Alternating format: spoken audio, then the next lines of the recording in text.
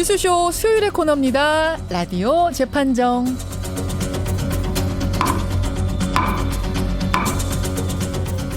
논란이 되고 있는 이슈나 인물을 저희가 스튜디오 재판정 위에 올려놓으면 여러분들 양측의 변론을 들으시면서 배심원 자격으로 판결을 내려주시는 거죠. 오늘도 두 분의 변호인 모셨습니다. 노영희 변호사님, 노상국님 어서 오십시오. 네, 안녕하세요. 오늘 73주년을 맞는 광복절입니다. 우리 좀 경건하게 지내야 될 것 같아요. 너무 경건한데요? 목소리부터? 네, 그 광복절은 근데 좋은 날이잖아요. 사실 네, 광복이 너무 좋은 날. 날인데 네. 태극기 다세요.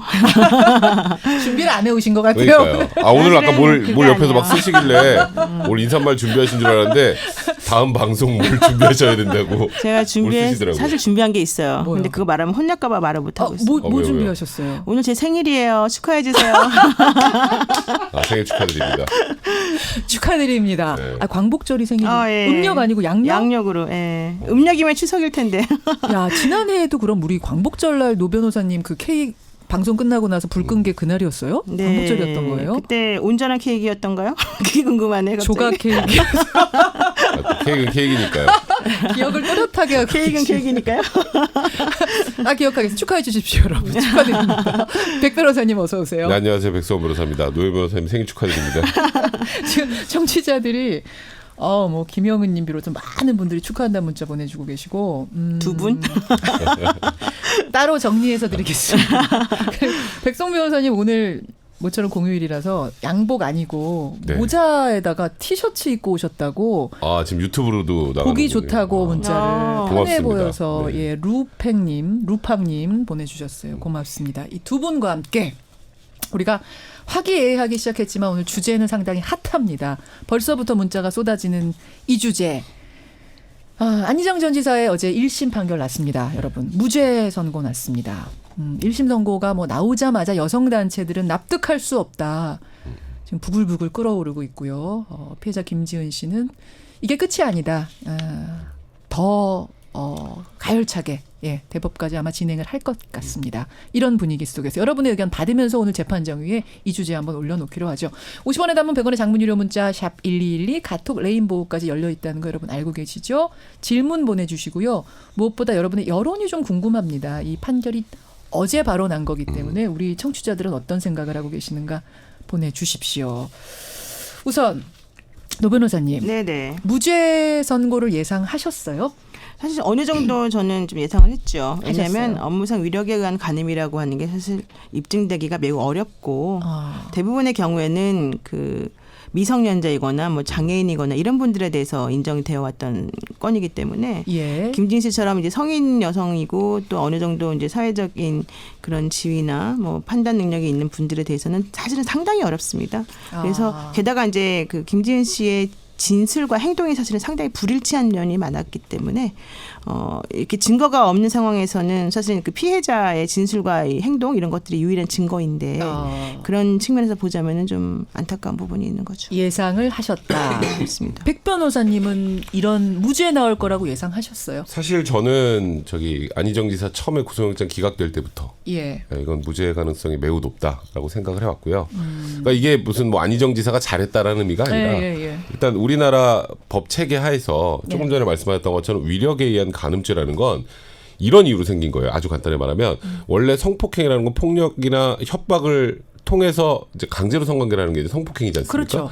근데 가끔은 폭력이나 협박이 없어도 원치 않는데 어쩔 수 없이 그 성적 자유결정권이 침해되는 사례들이 있었어요. 그게 말씀하셨던 것처럼 피해자가 미성년자이거나 아니면 장애인이거나 그런 경우에는 적극적으로 거부하기도 힘들고 또 이 사람의 위세나 권세에 눌려서 어쩔 수 없이 내 생사효탈권을 쥐고 있는 사람 때문에 원치 않아도 성관계를 해야 되는 경우도 처벌해야 되는 게 아닌가라는 그런 생각에 나온 게 위력에 의한 간음죄예요. 그게 지금 김지은 씨가 주장하는 거죠. 그렇죠. 내가 어디를 맞아서 멍이 들거나 그렇죠. 머리채를 잡아서 끌고 가는 그런 명백한 성폭행은 아니지만 나는 위력에 의해서 그 사람의 권력에 의해서 가불관계에 의해서 어쩔 수 없이 당했다라고 주장을 해왔던 거잖아요. 그렇죠. 근데 폭행이나 협박이라는 건 눈에 보이잖아요, 사실.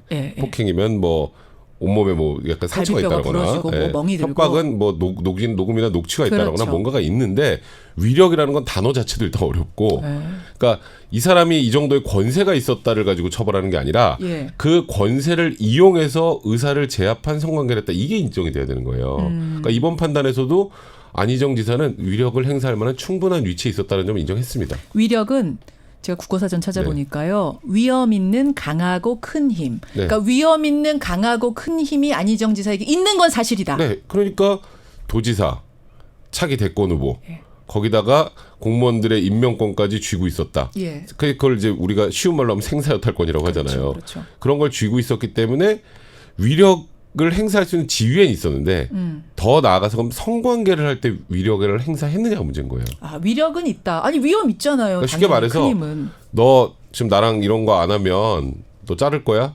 이런 게 위력 행사예요. 쉽게 말하면. 근데 그런 얘기는 이 사실 김지은 씨의 진술에도 없었거든요.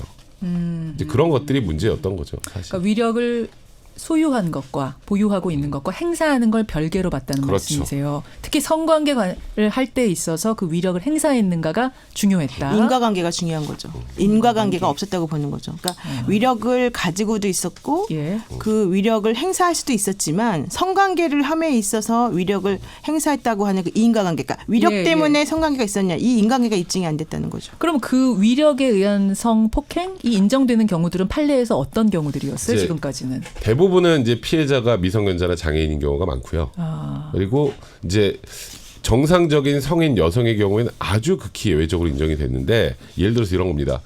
회사 사장이에요. 예. 가해자가. 예. 그리고 이 피해자가 좀 여러 명이고 예. 이 피해자들한테 내가 원하는 대로 하지 않으면 자르겠다라는 취지의 계속 무언의 압박들을 평상시에도 해왔죠. 해오고. 근데 그런 게 이제 입증이 충분히 됐던 거예요. 아, 그러니까 이 경우는 이건 위력을 행사하는 거죠. 그러네.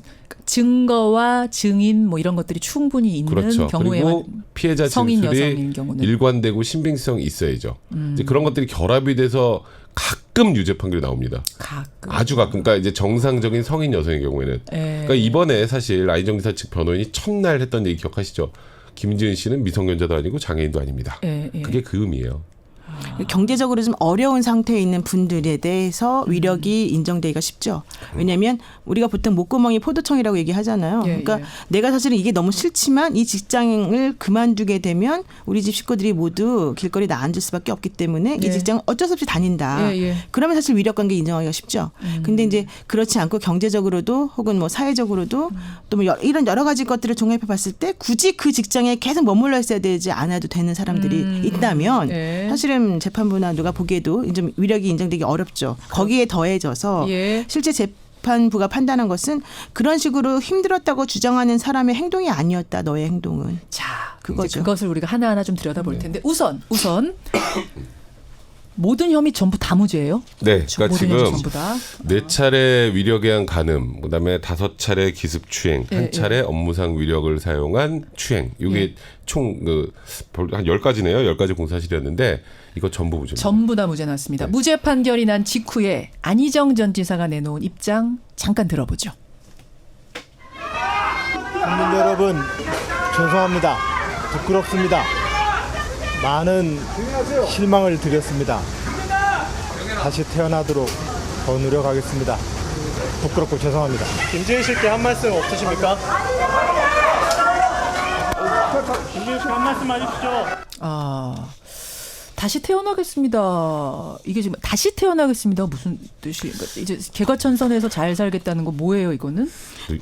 뭐 여러 가지 의미로 해석이 되다 보니까 이 얘기를 왜 하셨나 저 그런 생각이 드는데 네. 안희정 지사는 어쨌건 정치인이잖아요. 예, 예. 그러니까 이 과정에서 무죄가 다 나오면 예. 다시 국민 여러분들에게 심판을 받겠습니다의 의미라고 보는 분들도 있고 아, 정치적 부활을 꿈꾼다. 정치적인 부활을 생각하면서 던진 발언, 약간 간 보는 발언 아닌가라고 네, 시사평론가들은 얘기하더군요. 네, 그렇죠. 그리고 그게 아니면 내가 어쨌건 무죄더라도 이렇게 가정이나 사회에 큰 무리를 일으켰다라는 거 이제 정말 앞으로 이런 일 없이 무리를 일으키지 않고 깨끗하게 잘 살겠습니다. 뭐 두 가지 의미로 받아들일 수 있는데 저는 후자길 바랍니다. 예.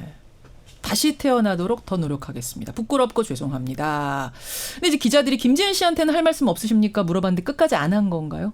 네, 끝까지 안 하고 이제 3.5m 거리에 김지은 씨가 앉아 있었다고 하는데 쳐다보지도 않았다 이런 얘기가 있었습니다. 근데 뭐 쳐다보기 껄끄러우니까 그럴 수도 있겠지만은 어쨌든 간에 제가 봤을 때는 정치적 부활을 지금 좀 모색하고 있는 건 아닌가 생각이 들기도 노 하네요. 변호사님도 그렇게 보시는 거예요. 자, 김지은 씨는 재판 후에 어떻게 얘기를 했을까? 김지은 씨의 목소리는 안 나왔고요. 여성 단체들이 입장문 내놨죠. 그거 잠깐 준비가 돼 있나요? 그것도 들어보죠. 성폭력 무죄 판결을 규탄한다. 오늘의 사법부에서는 안희정치 변호인단에 마치 또 한 명의 변호인단인 것 같았습니다. 부당한 결과에 주저앉지 않을 것입니다. 제가 굳건히 살아서 안희정의 범죄 행위를 법적으로 증명할 것입니다.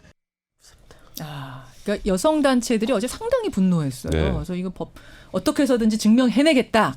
특히 이게 이제 미투 운동 첫 번째 사례였기 미투 때문에 1호 재판이죠. 네. 그 상징성 때문에라도 더 좀 여성 단체들은 충격을 받은 분위기입니다. 그런 것도 있고요. 사실 재판할 때 이제 이게 그 김지은 씨 재판 관련해서 공개된 재판이 있고 비공개 재판이 있었었는데 네. 비공개 재판에서 김지은 씨가 이제 진술하고 증언할 때 재판부가 상당히 회의적인 시각을 가지고 여러 가지 질문을 했다는 거예요.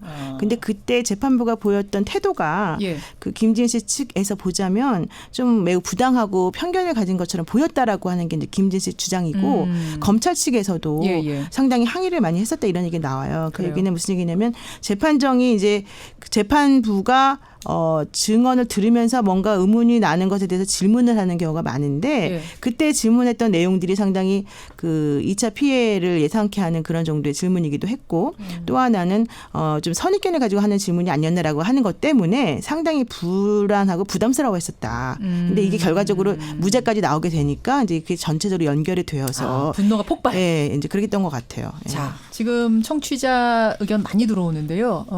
어디 갔나요? 신만성 님이 조금 전에 노영희 변호사께서 김지은 씨 언행 불일치가 재판에 크게 작용했다라고 하셨는데 어떤 언행 불일치인지 보충 설명 부탁드립니다. 그러셨어요. 그러니까 이게 지금 아마 쟁점이 되는 것들을 아마 우리가 설명하다 보면 이 얘기가 나올 텐데 어떤 것들이 있었죠? 어느 분 먼저? 그러니까 변호사님? 예를 들어서 그러니까 김지은 씨는 그러니까 안희정 지사에게 소극적으로라도 거부사를 표시하고 나는 원하지 않았음에도 불구하고 그 위력에 의해서 성폭행을 당했다는 취지의 주장이 이제 김지은 씨 주장이잖아요. 맞습니다. 그러려면 통상적으로 판사는 신이 아니에요. 그래서 나와 있는 증거를 보는데 보통 많이 보는 게 성관계 전후의 사정들을 굉장히 많이 봅니다. 그러면 성폭행의 피해자라면 예를 들어서 예. 성폭행으로 내가 피해를 당했는데 예. 끝나고 나와서 예를 들어서 다정하게 식사를 한다. 그러면 판사가 보기엔 그랬다면 저거는 성관계도 동일한 것이 아닐까 이렇게 판단을 많이 한다고요. 그러면 이제 예를 들어서 어떤 모텔에서 네. 나올 때 CCTV 같은 네. 곳에서 팔짱을 끼고 나왔느냐, 그런 거 굉장히 같이 중요한 거예요. 아침밥을 네, 먹고 네. 갔느냐, 그냥 간 이런 것들이 다 증거가 돼요. 우스갯소리로 그래서 그러고 그런 나서 거죠. 혹시라도 나중에 문제될 수 있으니까 아침에 CCTV인 데서 식사를 해라 뭐 이런 얘기들도 있었어요. 사귀다가 남녀가 네. 우스갯소리로. 우스갯소리로. 근데 이번 사안에 보면 이제 제일 중요한 게 첫 번째 성폭행을 당했다고 하는 러시아 출장 때입니다. 자, 이제 쟁점 여러분 하나하나 네. 보겠습니다. 노영희 변호사 조금 전에 얘기하셨던 언행 불일치 어떤 부분을 재판부가 본 건가? 첫 번째, 2017년 7월 러시아 호텔. 네. 김지은 씨가 첫 번째 성폭행을 당했다고 주장하는 사건이 바로 여기서 벌어지는 건데. 그러니까 이게 왜 중요하냐면요. 첫 번째 성폭행을 당하고 그 뒤에는 무기력하게 당할 수밖에 없었다라고 충분히 주장을 할 수 있기 때문에 첫 번째가 굉장히 중요해요. 첫 번째가 아주 중요하다. 그렇죠. 근데 첫 번째 러시아 출장에서 이제 예. 재판부는 그 현장을 보지는 못했으니 그 이후의 사정을 보지 않겠습니까? 예. 근데 성관계, 그 성폭행을 당했다고 한 이후에 김지은 씨가 안희정 지사가 좋아하는 순두부집을 찾아서 같이 아침 식사를 하려고 애를 씁니다. 또 하나 그날 성폭행을 당했다는 날 이제 아침은 이렇게 하고 저녁은 와인바를 갑니다. 같이. 그리고 귀국하고 나서 안희정 지사가 머리하는 곳에 가서 또 같은 미용사에게 머리를 하러 갑니다. 그리고 그 이후에 지인들에게도 꾸준히 안희정 지사를 존경한다는 얘기를 해왔습니다. 그럼 이게 성폭행 피해자가 할 수 있는 행동인 것인가에 대해서 재판부가 의문을 품은 거죠. 김지은 씨나 여성단체 측에서는 위력에 의해서 어쩔 수가 없었다. 순두부 먹으러 간 거나 와인바 같이 동행한 거나 미용실 가는 것도 근데 어쩔 수 없었다. 이렇게 순두부집을 김지은 씨가 적극적으로 스스로 찾으러 다녔어요. 적극적, 네. 수동적으로 끌려간 게 네, 아니었다는 그렇죠. 점을 봤다. 네, 그런 재판부는. 거죠. 네. 아니 그런 것도 있고 뭐 헤어샵 같은데 사실은 굳이 그 헤어샵을 갈 필요가 없는 거잖아요. 그게 위력을 사실은 당한 사람의 행동이라고 보기 어렵다는 거고 또 스위스 출장 갔을 때도 자, 두 번째로 넘어가겠습니다. 두 번째 성폭행을 당했다고 하는 날 2017년 9월 스위스 호텔입니다. 같이 출장 간 거죠? 네, 같이 출장을 갔는데 이제 예. 그때 객실이 사실은 안희정 전 지사하고 같은 곳이 아니었어요. 같은 동이 아니었어요. 그러니까 예. 스스로가 안희정 전 지사랑 같은 동에 머물기 위해서 객실을 계속 바꿉니다. 근데 그거는 나 수행 잘하려고 좀 가까이 있으려고 그랬다라고 김지은 씨 측은 주장할 수 그렇게 주장할 수도 있고 네. 아니면은 성폭행을 당했으면 가급적 멀리 떨어지고 싶어하는 게 일반적일 텐데 왜 굳이 그렇게까지 했을까? 이렇게 안 얘기할 수 지사가 있죠. 요구한 것도 아닌데. 네, 그리고 또 하나는 이제 그런 식의 이제 문제가 있다고 지인에게 하소연을 하죠. 성폭행 관련해가지고. 네. 그러니까 그 사람이 그럼 들어가지 마라 그 방에 오라 그래도 안 가면 된다라고 얘기를 해주죠. 전임 수행비서 신모 씨입니다. 신모 씨가 안전지사 방에 들어가지 말라는 조언을 했어요. 사실은 떠나기 네. 전에. 그럼에도 불구하고 안전지사 방에 그냥 들어가고 또 하나는 뭐 몸을 씻고 와라라고 말을 하면 그 말이 무슨 의미인지 정확히 알아들었을 텐데도 불구하고 전혀 거기에 개의치 않고 이제 그에 맞춰서 행동을 했고 뭐 이런 식의 지금 행동들이 나오는 거예요. 자, 세 번째 쟁점 가겠습니다. 2018년 올해입니다. 올해 2월 마포구 오피스텔에서의 성폭행. 이건 이제 성폭행이라고 김지은 씨는 주장하고 있는 건데 역시 재판부는 왜 인정을 안 한 거죠? 일단 이때면은 미투 운동이 꽤 활발했던 때죠. 2월이면. 네, 그렇습니다. 그런데 여기서 일단 첫 번째 이제 안희정 지사가 올라오라. 그러니까 이제 지방에서 대전에 있다가 급히 서울로 스스로 올라옵니다. 아, 이게 대전에 있다 올라온 게 이때예요? 네, 그렇죠. 그리고 이제 오피스텔에 나간 이후의 행적을 보면 네. 이 당시는 이제 네. 미투 운동이 활발했기 때문에 이때도 성폭행을 당했다면 충분한 증거가 될 만한 텔레그램 대화는 가지고 있는 게 정상인데 예. 이걸 또 대부분 김지은 씨가 스스로 삭제했다라는 거. 아, 그 부분을 재판부가 또 그리고 유심히 봤군요. 그리고 이제 미투 운동과 관련된 대화를 나누기도 했다는데 예. 아 지사님 지금 이렇게 미투 운동이 있는데 저한테 이러시면 되겠습니까라고 충분히 거부할 수 있음에도 불구하고 그러지 예. 않았고 이걸 뭐 이렇게 얘기합니다. 뒤에 피고인이 씻고 오라 하니까 뒤에서 샤워를 하고 왔다. 스스로. 예. 이제 이렇게 스스로 무언가를 했다라는 정황들이 있기 때문에 예. 이거는 성폭행의 피해자가 할 수 있는 행동들이 아니다라고 재판부가 본 거죠. 자, 그러니까 네. 그러면 스스로 했다고 해서 다 성폭행이 아니다는 건 아니고 아까 전 말씀하신 그러니까 성적인 자기결정권을 행사할 수 없는 위치에 있는 여성들, 뭐 약자들, 네. 장애인, 또 금방 잘리면은 살 수 없는 정도 이런 경우에는 스스로 씻었더라도 네. 스스로 순대국집을 그렇죠. 찾았더라도 인정이 되는데 네. 김지은 씨는 그게 인정이 안 된 거예요. 여기서 이제 안희정 지사가 예를 들어서 김지은 씨의 주장이 예. 증거로 입증되는 게 예를 들어서 내가 이런 일을 하지 않으면 수행비서를 잘라버리겠다라거나 예. 뭐 이런 얘기들을 했다거나 뭔가 이런 것들이 있어야 되는데 이 성관계하는 과정 전반에서 그러니까 김지은 씨는 거부하면 내가 잘릴 수도 있다고 생각했다. 쉽게 말하면 이거거든요. 예. 근데 그걸 안 지사가 뭔가 시사한 적이 한 번도 없었어요. 지금 김지은 씨의 주장에 의해도. 그러면 피해자가 내가 그냥 단지 그렇게 느꼈다는 사정만으로 예. 이거를 가해자가 위력을 행사했다고 볼 수 있을까? 그에 대해서 재판부가 의문을 품게 된 겁니다. 그렇군요. 근데 사실 저는 조금 근데 이거는 좀 결이 다른 문제이긴 한데 예. 그 김지은 씨가 순진하다고 해야 될까? 정말로 이 안지사에 대해서 이렇게 생각하고 있는 건가? 이렇게 좀 생각이 드는 것 중에 하나가 예. 예컨대 뭐 상하원에 갔을 때 부부 침실에 들어왔다라는 이제 증언이 나왔잖아요. 부인의 증언. 예, 그러면 만약에 제가 정말로 그런 상황이라면 나 그런데 간 적이 없습니다라고 말을 해버리면 아예 깨끗해요. 그런데 뭐 그 문자를 받고 계단 내려가서 쭈그리고 앉아서 기다리다가 뭐 잠이 들었다. 예, 이런 예, 얘기. 예. 그러니까 거기 간 것까지는 또 스스로가 인정을 하는 거잖아요. 예, 예. 그리고 또 예를 들면 이번 재판부에서 판단한 것 중에 하나가 저항의 의사표시가 하나도 없었다는 거거든요. 예. 그분이 했던 최대한의 저항은 바닥을 쳐다보면 혼자 중얼거리는 것이었다는 예, 거예요. 예. 그러면 사실 그것만 가지고는 거부사라고 일반적으로는 받아들이지 않기 때문에 대부분의 경우에는 나 싫다고 했는데 안 전 지사가 했습니다. 이렇게 말을 나와야지 돼요. 왜냐하면 둘 간에 그런 일이 있었는데 아무도 입증을 못하기 때문에. 그런데 사실은 김진 씨는 그런 말 한마디도 한 적이 없어요. 그렇군요. 그러니까 그 얘기가 정말로 그렇기 때문에 그럴 수도 있고 예. 또 하나는 이제 다른 식으로 해석될 수도 있다라고 지금 보긴 보는데 저는 그런 부분들이 사실은 좀 상당히 또 이 사건에서 조금 쟁점으로 나중에 2심 같은 데 갔을 때 좀 예. 되지 않을까 생각이 들어요. 재판부가 왜 완전 무죄를 선언했는가에 대한 지금 해석을 법조인 그렇죠. 두 분이 아주 네. 꼼꼼하게 해주셨어요. 이런 이유 때문에 이제 무죄가 나왔는데 여성단체는 말합니다. 아까 제가 말씀드린 미투 1호에 대한 상징성이 무너졌다. 훼손됐다. 이 주장이 하나고 또 하나는 yes means yes, no means no. 좀 말이 어렵죠, 여러분. 그러니까 성관계를 할 때 여자가 그러니까 상대방이라고 해야겠네요. 여성이든 남성이든 yes라고 하지 않으면 그거는 강간으로 보겠다. 강간으로 본다라는 예스 거. 예스 예스 룰입니다. 노라고 하면은 노거다. 노라고 적극적으로 노라고 해야 안 돼요가 아니라 그렇죠. 안 되는 거다. 네. 이런 룰을 해외에는 적용하는데 왜 우리는 이거를 적용하지 않느냐. 이 얘기를 또 어제 했거든요. 일단 미투 1호 상징성 관련해서 말씀드리면 아무리 미투 1호로서 상징성 있다고 하더라도 무죄를 사회적인 이유로 유죄로 만들면 안 되죠. 그거는 별개 문제예요. 예. 그러니까 물론 김지은 씨가 뭐 지금 예를 들어서 허위 고소를 했다는 뜻이 아니라 예. 우리나라 법 체계하에서 피고인에 대해서 뭐 유죄 판결이 나려면 명확한 증거가 있어야 되는데 지금 저희들이 쭉 읽어드린 것처럼 말씀드렸던 것처럼 명확하게 위력을 행사했다는 만한 증거가 없기 때문에 무죄가 나온 거예요. 자, 그러니까 그럼 yes means yes, no means no 룰에 대해서는 어떻게 생각해요? 우리 법에는 이거 없어요, 지금? 사실 원래 노민스 노룰이었는데 네. 지금 사실 슬슬 예스민스 예스룰로 가고 있죠. 같은 건 아니군요. 그 가고 있는데 대부분 남성들이 여자의 노후는 예스다 이렇게 또 생각하시는 분들이 있어요. 근데 그러시면 정말 안 되기 때문에 되죠. 요즘 법원에서는 여성들이 싫다고 말했으면은 그거는 저항을 한 것이다라고 봐요. 그냥. 예, 근데 김지은 씨는 지금 정확히 노라고 한 지점이 적이 다 없다는 없었다는 거예요. 거고요. 저항을 제대로 하지 근데 이제는 저항한 적이 없고. 싫다 해서 노가 아니라 예스라고 하지 않으면 다 성폭행이 될 수 있다. 이건 어떻게 봐야 돼요? 그렇게만 하면 너무 근데 너무 그거는 좀 피고인에게 가혹하죠, 사실은. 예스라고 말하지 않으면 다 성폭행이 될 수 있다라고 하면 그럼 이거는 어떤 연인들이 제가 우스갯소리로 녹음- 젊은 친구들은 네. 그 전에 이거 동의하지라고 진짜 녹음하는 친구도 있다고 하더라고요. 최근에 요즘 분위기 각서 때문에. 쓰고. 실제로. 네. 그럼 이거 실제 지금 적용되는 나라들도 있다면서요? 거기선 어떻게 해요?